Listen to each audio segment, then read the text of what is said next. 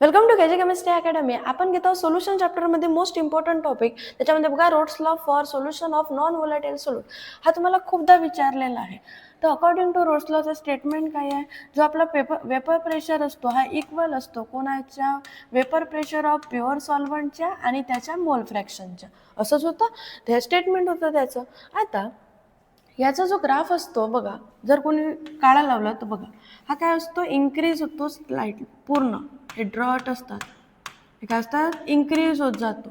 तर इथं समजा x इज इक्वल टू 0, तिथं x इज इक्वल टू 1. हे काय आहे आपलं, इथं काय असतो मोल फ्रॅक्शन आणि इथं काय असतो वेपर प्रेशर.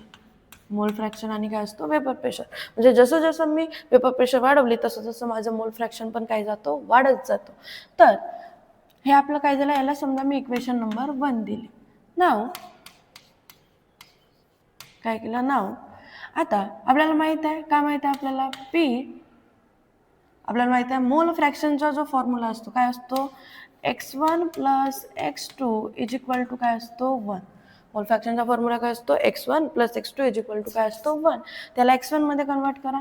कशामध्ये, x1 मध्ये करा कन्वर्ट. कसं होईल, x1 is equal to 1 minus x2. x1 is equal to काय होईल, 1 मायनस x2. हा जो x2 होता तो त्या साईडला लिहिला मायनस. याला द्या इक्वेशन नंबर 2. काय दिलं, इक्वेशन नंबर 2. पुट करा, पुट इक्वेशन 2 इन इक्वेशन 1. म्हणजे जे इक्वेशन 2 आहे हा पुट करा कशामध्ये, इक्वेशन 1 मध्ये. काय होईल मग बघा, पुट करा कसं होईल, हे काय होईल, P1 as it is, P1 is equal to काय होईल, P1 not as it is. x1 च्या ठिकाणी ही वाली व्हॅल्यू पुट करा. काय होईल, 1 मायनस x2. काय होईल, 1 मायनस x2. आता याला मल्टिप्लाय करा. काय होईल, P1 into 1 P1 not minus P1 not into x2. तर काय होईल, P1 not minus x2, sorry minus नाही, इंटू x2. काय होईल, इंटू x2. म्हणजे यानं मल्टिप्लाय केलं हे minus as it is P1 not into x2. हे काय आहे आपलं P1. आता याला कन्वर्ट करू आपण.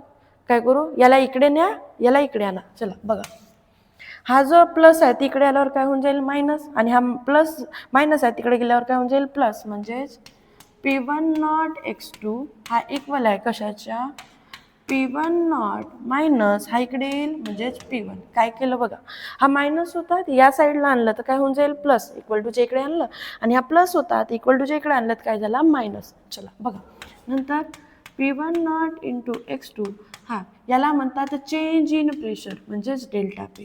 त्याच काय म्हणतात, चेंज इन प्रेशर. म्हणजेच P1 नॉट मायनस P1 हे काय असतो, चेंज इन प्रेशर. म्हणजेच काय झालं, P1 नॉट टू x2. तर हा जो फॉर्म्युला आहे हा आपला आहे Raoult's law for a solution of non volatile solute. आणि तुम्ही पेपरमध्ये याला उलटं पालटं करायचं नाही. रोड्स लॉ वेगळा आहे आणि नॉन व्होलेटाइल सोल्यूटचा जो एक्सप्रेशन आहे तो काय आहे, वेगळा आहे.